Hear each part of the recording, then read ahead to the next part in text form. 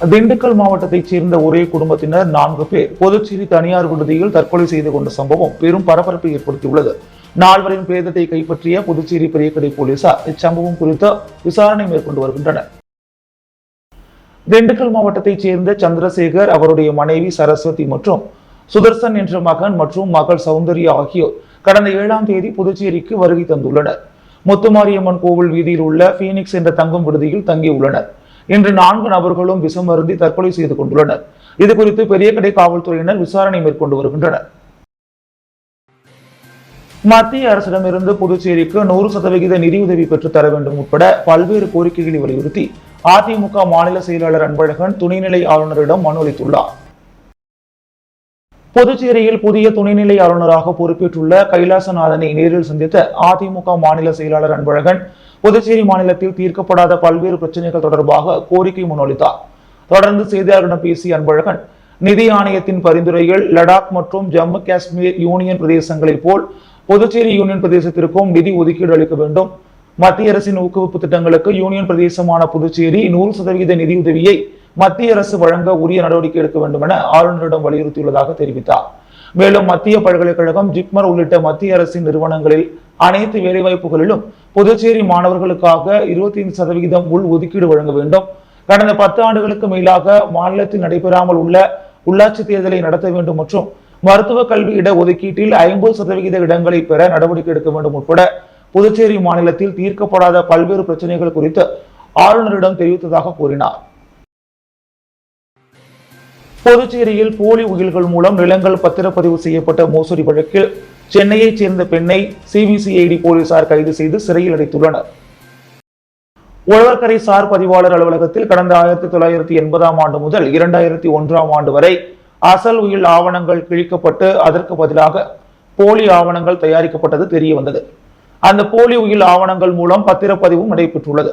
இதையடுத்து சார் பதிவாளர் பாலமுருகன் குற்றப்பிரிவு போலீசில் புகார் அளித்தார். விசாரணையில் போலி உயில் மூலம் கோட்டக்குப்பத்தைச் சேர்ந்த அப்துல் சமீத் நபி என்பவர், கடலூர் மஞ்சக்குப்பத்தைச் சேர்ந்த சித்ரா என்பவரை சிறுமியாக காட்டி அவர் பெயரில் உயில் எழுதி வைத்து அதன்படி மேலும் பல ஆவண பரிவர்த்தனைகள் நடந்ததும் கண்டறியப்பட்டது.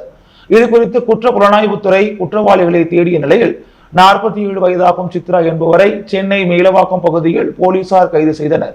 அவரை புதுச்சேரி அழைத்து வந்த நீதிமன்றத்தில் ஆஜர்படுத்தி சிறையில் அடைத்தனர். வெளியனூர் அரசு ஆரம்ப சுகாதார நிலையத்தில் ஆம்புலன்ஸ் ஓட்டுநர் இல்லாததால் ஆற்றில் விழுந்தவரை டாடா எஸ் வாகனத்தில் அரசு மருத்துவமனைக்கு அனுப்பி வைத்த போது வழியிலேயே இறந்த சம்பவம் பரபரப்பை ஏற்படுத்தியுள்ளது. வெளியனூர் அடுத்த சேந்தனத்தம்பேட்டையைச் சேர்ந்தவர் முனுசாமி, வயது 72, கூலி தொழிலாளி. இவர் சங்கராபரணி ஆற்றங்கரை பகுதியில் நேற்று மாலை 100 நாள் வேலை செய்து கொண்டிருந்தார். அப்போது எதிர்பாராத விதமாக முனுசாமி ஆற்றில் தவறி விழுந்தார். அருகே இருந்தவர்கள் அவரை மீட்டு டாடா எஸ் வாகனத்தில் வெளியனூர் அரசு ஆரம்ப சுகாதார நிலையத்திற்கு கொண்டு சென்றனர். முதலுதவி சிகிச்சை அளிக்கப்பட்ட நிலையில் உடல் மோசமான நிலையில் இருந்ததால் புதுச்சேரி அரசு மருத்துவமனைக்கு பரிந்துரைக்கப்பட்டார். அப்போது ஆரம்ப சுகாதார நிலையத்தில் ஆம்புலன்ஸ் இருந்தும் ஓட்டுநர் இல்லை என மருத்துவமனை ஊழியர்கள் முனுசாமியை கொண்டு வந்த டாடா எஸ் வாகனத்திலேயே கையில் ட்ரிப் பாட்டிலுடன் அனுப்பி வைத்தனர்.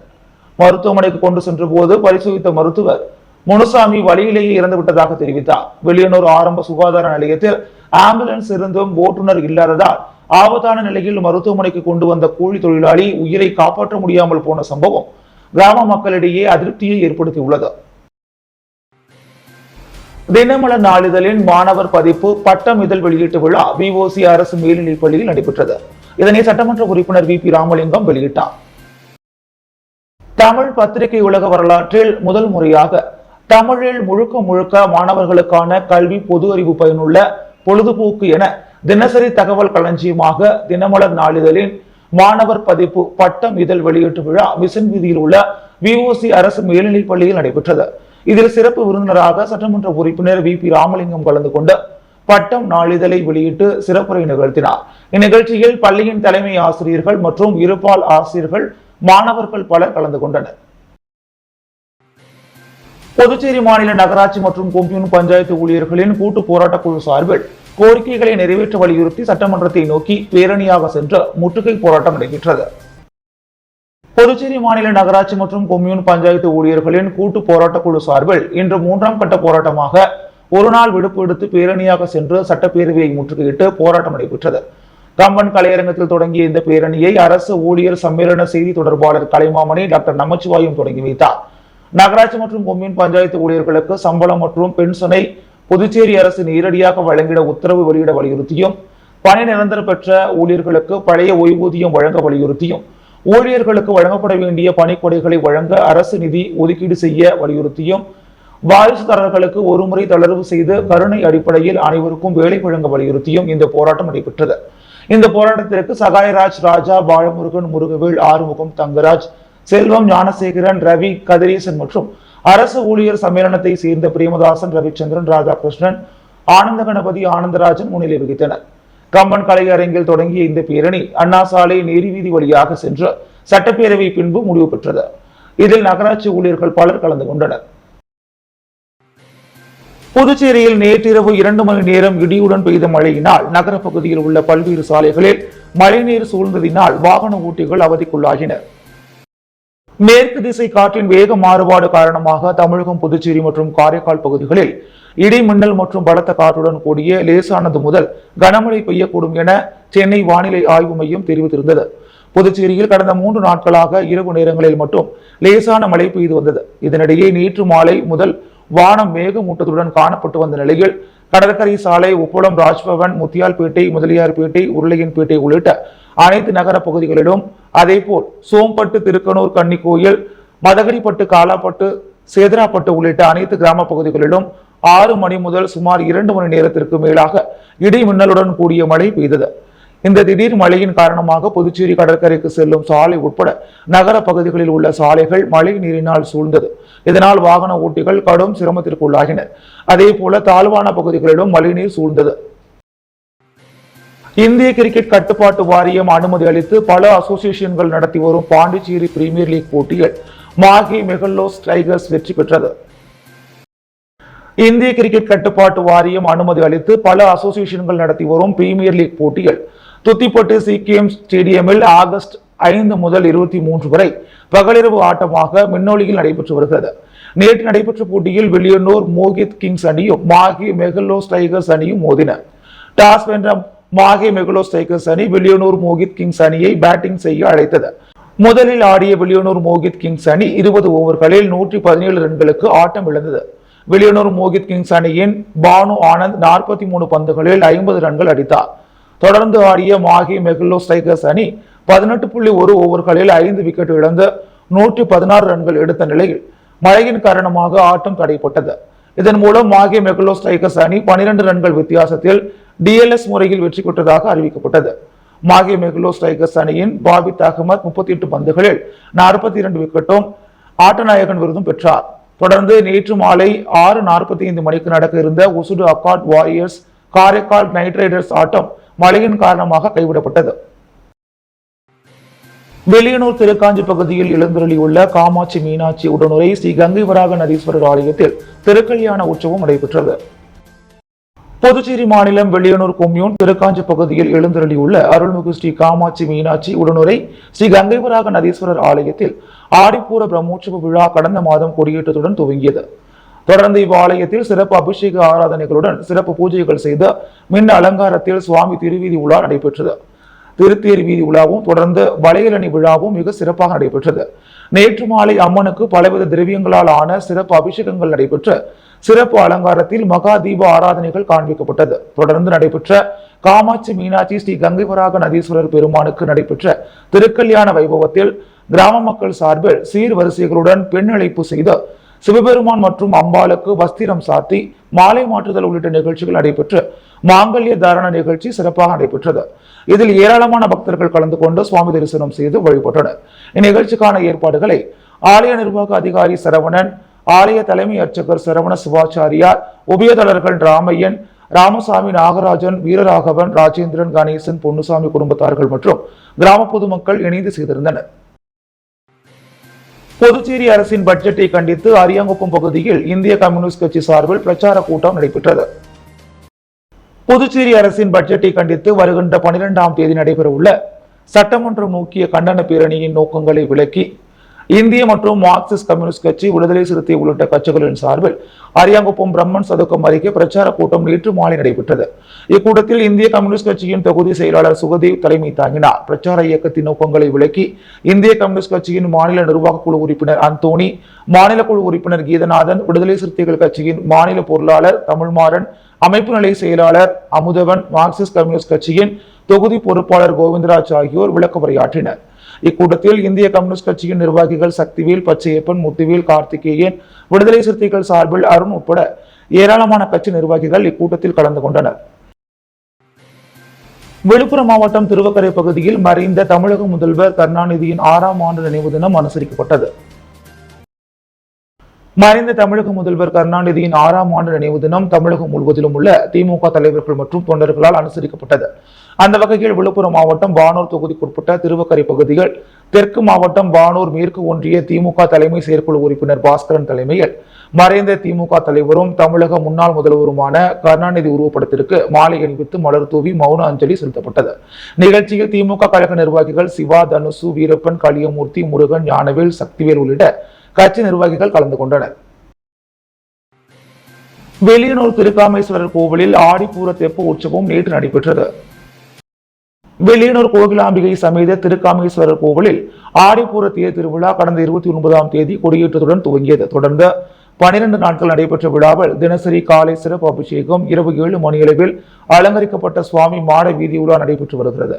முக்கிய விழாவாக கடந்த 6ஆம் தேதி ஆடிப்பூர தேர் திருவிழா நடைபெற்றது. இதனையடுத்து நேற்றைய முக்கிய நிகழ்வாக புதுச்சேரி மாநில அனைத்து மீனவர் குல மரபினர்களின் தெப்ப உற்சவம் நடைபெற்றது. விழாவை முன்னிட்டு மாலை கோகிலாம்பிகைக்கு சந்தன காப்பு அலங்காரம் நடைபெற்றது. நிகழ்ச்சியில் சட்டமன்ற எதிர்க்கட்சித் தலைவர் சிவா, சமூக சேவகர் குமாரவேல் உள்ளிட்ட பலர் கலந்து கொண்டனர். முன்னதாக விழாவிற்கு வந்தவர்களை விழாக்குழு தலைவர், முன்னாள் சட்டமன்ற உறுப்பினர் இளங்கோ வரவேற்றார். விழாவிற்கான ஏற்பாடுகளை கோவில் சிறப்பு அதிகாரி திருக்காமேஸ்வரன் தலைமையில் உற்சவதாரர்கள் மற்றும் பொதுமக்கள் செய்திருந்தனர். புதுச்சேரி வைத்திக்குப்பம் கடல் பகுதியில் தூண்டில் முள் வளைவு அமைக்க வலியுறுத்தி 100க்கும் மேற்பட்ட மீனவர்கள் அஜந்தா சிக்னல் அருகே சாலை மறியலில் ஈடுபட்டதால் சுமார் 1 மணி நேரத்திற்கு மேலாக போக்குவரத்து பாதிக்கப்பட்டது. புதுச்சேரி ராஜ்பவன் தொகுதிக்குட்பட்ட வைத்திக்குப்பம் கடற்பகுதியில் தூண்டில் முள் வளைவு அமைக்க வலியுறுத்தி அப்பகுதி மீனவர்கள் தொடர்ந்து வலியுறுத்தி வந்த நிலையில் கடந்த சட்டப்பேரவை கூட்டத்தொடரின் போது தூண்டில் முள் வளைவு அமைக்க நடவடிக்கை எடுக்கப்படும் என முதல்வர் உறுதியளித்திருந்தார். முதல்வர் அறிவித்து ஓராண்டாகியும் எந்தவித நடவடிக்கையும் எடுக்காததால் தற்போது நடைபெற்று வரும் பட்ஜெட் கூட்டத்தொடரில் அதனை உறுதிப்படுத்த வேண்டும் என்றும் உடனடியாக தூண்டில் முள் அமைக்க வேண்டும் என்பதை வலியுறுத்தியும் வைத்திக்குப்பம் பகுதியைச் சேர்ந்த 100க்கும் மேற்பட்ட மீனவர்கள் அஜந்தா சிக்னல் அருகே கண்டன ஆர்ப்பாட்டத்தில் ஈடுபட்டனர்.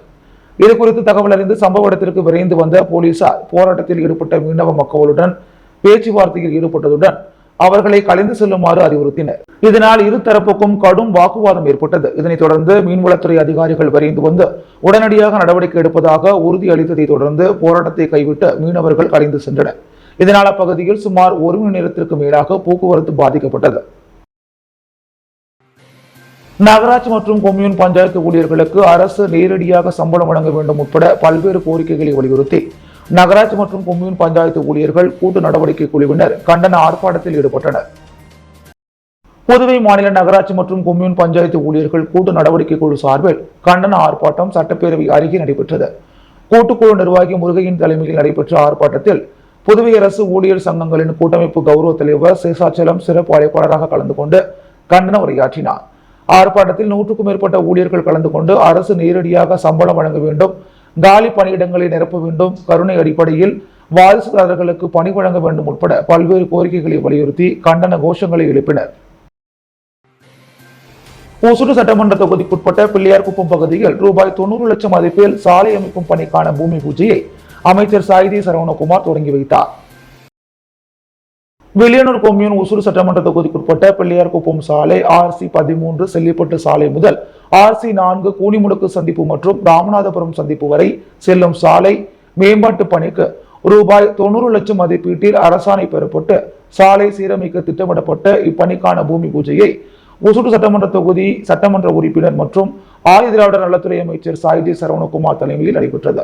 இந்நிகழ்ச்சியில் ஒசூர் தொகுதி ஒருங்கிணைப்பாளர் சாய் தியாகராஜன், தொகுதி தலைவர் ஐயனார், புதுச்சேரி பொதுப்பணித்துறை கண்காணிப்பு பொறியாளர் வீரசெல்வம், கட்டிடங்கள் மற்றும் சாலைகள் வடக்கு கோட்ட செயற்பொறியாளர் சுந்தர்ராஜு, உதவி பொறியாளர் சீனிவாசராம், இளநிலை பொறியாளர் குலோத்துங்கன் மற்றும் கிராம பிரமுகர்கள், ஊர் பொதுமக்கள் திரளாக கலந்து கொண்டு இவ்விழாவினை சிறப்பித்தனர்.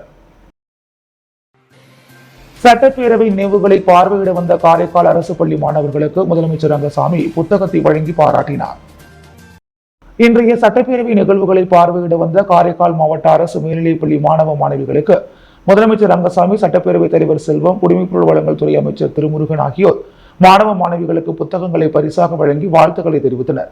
இந்நிகழ்வின் போது சட்டமன்ற உறுப்பினர்கள் AMH நாஜம், நாக தியாகராஜன் மற்றும் கல்வித்துறை இணை இயக்குனர் சிவகாமி ஆகியோர் உடனிருந்தனர். ஸ்ரீ அருள்மிகு எல்லையம்மன் திருக்கோவிலில் ஆடி மாத திருவிழாவை முன்னிட்டு நடைபெற்ற கூழ்வாழ்த்தல் நிகழ்ச்சியை சட்டமன்ற உறுப்பினர் நேரு தொடங்கி வைத்தார். புதுச்சேரி உருளையன்பேட்டை தொகுதிக்குட்பட்ட இளங்கோ நகர் வார்டு பகுதியான இந்திரா காந்தி நகர் பகுதியில் அமைந்துள்ள ஸ்ரீ அருள்மிகு எல்லையம்மன் திருக்கோவிலில் ஆடி மாத திருவிழாவை முன்னிட்டு இன்று திருக்கரக புறப்பாடு திருவிழா மற்றும் பக்தர்களுக்கு அம்மனுக்கு படையிட்ட கூழ் பிரசாதம் வழங்கும் விழா வெகு சிறப்பாக நடைபெற்றது. இவ்விழாவில் உருளையன்பேட்டை தொகுதி சட்டமன்ற உறுப்பினரும் புதுச்சேரி சட்டப்பேரவை அரசாங்க உறுதிமொழி குழு தலைவருமான நேரு என்கின்ற குப்புசாமி கலந்து கொண்டு சுவாமி தரிசனம் செய்து அம்மனுக்கு படையிலிட்ட திருக்கூழ் பிரசாதத்தை பக்தர்களுக்கு வழங்கினார். விழாவில் திருக்கோவில் நிர்வாகிகளும் அப்பகுதியைச் சேர்ந்த மனிதநேய மக்கள் சேவையினரும் கலந்து கொண்டனர். புதுச்சேரி ஜவஹர் நகரில் அமைந்துள்ள அருள்மிகு ஸ்ரீ நல்லாண்டமுத்து மாரியம்மன் அபிராமி உடனுரை அமிர்தகண்டேஸ்வரர் திருக்கோவிலில் ஆடி உற்சவத்தையொட்டி கூழ்வார்த்தல் நிகழ்ச்சி நடைபெற்றது. புதுச்சேரி ஜவஹர் நகரில் அமைந்துள்ள அருள்மிகு வளம்புரி செல்வ விநாயகர் ஸ்ரீ பாலமுருகன் மற்றும் ஸ்ரீ நல்லாண்ட முத்துமாரியம்மன் அபிராமி உடனுரை அமிர்தகண்டீஸ்வரர் திருக்கோவிலில் ஆடி மாத உற்சவ விழா கடந்த செவ்வாய்க்கிழமை முதல் தொடங்கி நடைபெற்று வருகிறது. தொடர்ந்து சுவாமிக்கு அபிஷேக ஆராதனைகள் நடைபெற்றது. மேலும் உற்சவர் அம்பாள் மாடவீதி உலா வருதல் நிகழ்ச்சிக்கும் நடைபெற்றது. இதில் திரளான பக்தர்கள் கலந்து கொண்டு சுவாமியை வழிபட்டனர். இந்நிலையில் இன்று விழாவின் முக்கிய நிகழ்ச்சியான சக்தி கரகம் வருதல் நடைபெற்று கூழ்வார்த்தல் நிகழ்ச்சி நடைபெற்றது. இதில் மணக்குள விநாயகர் குழுமத்தின் சேர்மன் டாக்டர் நாராயணசாமி, உழவர்கரை தொகுதி திமுக பிரமுகர் பலிய கார்த்திகேயன் ஆகியோர் கலந்து கொண்டு விழாவை சிறப்பித்தனர். கூழ்வார்த்தல் நிகழ்ச்சியும் தொடங்கி வைத்தனர். இதில் திரளான பக்தர்கள் கலந்து கொண்டு சுவாமியை வழிபட்டு கூழ் வாங்கி சென்றனர். இதற்கான ஏற்பாடுகளை ஆலய அறங்காவலர் குழு நிர்வாகிகள் மற்றும் நகர பொதுமக்கள், இளைஞர்கள் சிறப்பாக செய்திருந்தனர். அருள்மிகு ஸ்ரீ சங்கோதி மாரியம்மன் ஆலயத்தில் நடைபெற்ற ஆடி மாத உற்சவத்தில் எதிர்க்கட்சித் தலைவரும் திமுக மாநில அமைப்பாளருமான சிவா மற்றும் உருளையன்பேட்டை தொகுதி திமுக பொறுப்பாளர் கோபால் கலந்து கொண்டு சுவாமி தரிசனம் செய்தனர். புதுச்சேரி உருளையன்பேட்டை சங்கோதியம்மன் ஆலய தெருவில் அமைந்துள்ள ஸ்ரீ சங்கோதியம்மன் ஆலயத்தில் ஆடி மாத 4ஆம் வெள்ளியையொட்டி சிறப்பு அபிஷேகம் நடைபெற்றது. இதில் அம்மனுக்கு வெள்ளி ஆபரண கிரீடம் அணிவிக்கும் விழா நடைபெற்றது. இதில் எதிர்க்கட்சித் தலைவரும் திமுக மாநில அமைப்பாளருமான சிவா, உருளையன்பேட்டை தொகுதி பொறுப்பாளரும் தலைமை செயற்குழு உறுப்பினருமான கோபால் ஆகியோர் கலந்து கொண்டு சுவாமி தரிசனம் செய்தனர். இந்நிகழ்ச்சியில் தொகுதி செயலாளர் சக்திவேல், மாநில திமுக தொண்டரணி தலைவர் மதனா உட்பட பலர் கலந்து கொண்டனர். அதையடுத்து பக்தர்களுக்கு அன்னதானம் வழங்கப்பட்டது. நிகழ்ச்சிக்கான ஏற்பாடுகளை ஆலயத்தின் நிர்வாகிகள் செய்திருந்தனர். புதுச்சேரி அடுத்த மொரட்டாண்டியில் உலகிலேயே மிக உயரமான 72 அடி உயரம் கொண்ட ஸ்ரீ மகா பிரத்யங்கரா காளி ஆலயத்தில் நடைபெற்ற 24ஆம் ஆண்டு 1008 மஞ்சள் குடம் அபிஷேகத்தில் ஆயிரக்கணக்கான பக்தர்கள் பங்கேற்று சுவாமி தரிசனம் செய்தனர். புதுச்சேரியை ஒட்டிய விழுப்புரம் மாவட்டம் வானூர் அடுத்த மொரட்டாண்டி பகுதியில் அமைந்துள்ளது உலகிலேயே மிக உயரமான 72 அடி உயரம் கொண்ட ஸ்ரீ மகா பாதாள பிரத்யங்கரா காளி ஆலயத்தில் உலக நன்மை வேண்டி ஆடி மாத 4ஆம் வெள்ளியை முன்னிட்டு நடைபெற்ற 24ஆம் ஆண்டு 1008 மஞ்சள் குடம் அபிஷேகம் நடைபெற்றது. முன்னதாக மொரட்டாண்டி ஐயனார் கோவில் எல்லை பகுதியில் இருந்து ஆயிரக்கணக்கான பெண்கள் மற்றும் ஆண்கள் ஸ்ரீ மகா பிரத்யங்கரா காளிக்கு மிகவும் பிடித்தமான நீல நிற உடை அணிந்து மஞ்சள் குடம் சுமந்து வந்து பிரத்யங்கரா காளிக்கு அபிஷேகம் செய்தனர். இதில் தமிழகத்தின் பல்வேறு மாவட்டங்கள் மற்றும் ஆந்திரா, கர்நாடகா உள்ளிட்ட மாநிலங்களைச் சேர்ந்த பக்தர்கள் கலந்து கொண்டனர். மேலும் பக்தர்களின் வாழ்வில் திருமண தடை, புத்திர பாக்கியமின்மை, கடன் தொல்லை, பில்லி சூனியம் உள்ளிட்ட பல்வேறு பிரச்சனைகள் தீரும் என்பது ஐதீகம் என கூறப்படுகிறது. புதுச்சேரி உப்பளம் தொகுதிக்குட்பட்ட தொடர் நோயால் பாதிக்கப்பட்ட பயனாளிகள் உதவித்தொகை பெறுவதற்கான ஆணையினை சட்டமன்ற உறுப்பினர் அனிபால் கென்னடி வழங்கினார். புதுச்சேரி உப்பளம் சட்டமன்ற தொகுதியைச் சேர்ந்த பயனாளிகளுக்கு புதுச்சேரி அரசு ஆதி திராவிடர் மற்றும் பழங்குடி நலத்துறை மூலம் தொடர் நோயால் பாதிக்கப்பட்ட பயனாளிகளுக்கு உதவித்தொகை வழங்கும் நிகழ்ச்சி உப்பளம் சட்டமன்ற உறுப்பினர் அலுவலகத்தில் நடைபெற்றது. இதில் தொகுதி சட்டமன்ற உறுப்பினர் அனிபால் கென்னடி கலந்து கொண்டு பாதிக்கப்பட்டவருக்கு மாதாந்திர உதவித்தொகை தலா ரூபாய் 3000 வீதம் 3 மாதத்திற்கான உதவித்தொகையினை 14 பயனாளிகளுக்கு மொத்தம் ரூபாய் 9000 வீதமும், ஒரு பயனாளிக்கு மட்டும் 4 மாத உதவித்தொகை மொத்தம் ரூபாய் 12000 உதவித்தொகை பெறுவதற்கான அரசாணையினை பாதிக்கப்பட்ட பயனாளிகளுக்கு வழங்கினார். இந்த நிகழ்ச்சியில் தொகுதி செயலாளர் சக்திவேல், துணை செயலாளர் நிசார், காங்கிரஸ் செயற்குழு உறுப்பினர் ராஜ்குமார், கிளை செயலாளர்கள் செல்வம், இருதயராஜ், அலெக்ஸ், ராஜேஷ், கழக சகோதரர்கள் வேளாங்கண்ணி, மோரிஸ், ரகுமான் ஆகியோர் உடனிருந்தனர். புதுவையின் அன்றாட நிகழ்வுகளை காண பாண்டி ஹெட்லைன்ஸ் யூடியூப் சேனலை சப்ஸ்கிரைப் பண்ணுங்க. தொடர்ந்து எங்களுடன் இணைந்திருக்க பக்கத்தில் உள்ள பெல் பட்டனை பிரஸ் பண்ணுங்க, லைக் பண்ணுங்க, ஷேர் பண்ணுங்க. என்றும் உங்களுடன் பாண்டி ஹெட்லைன்ஸ்.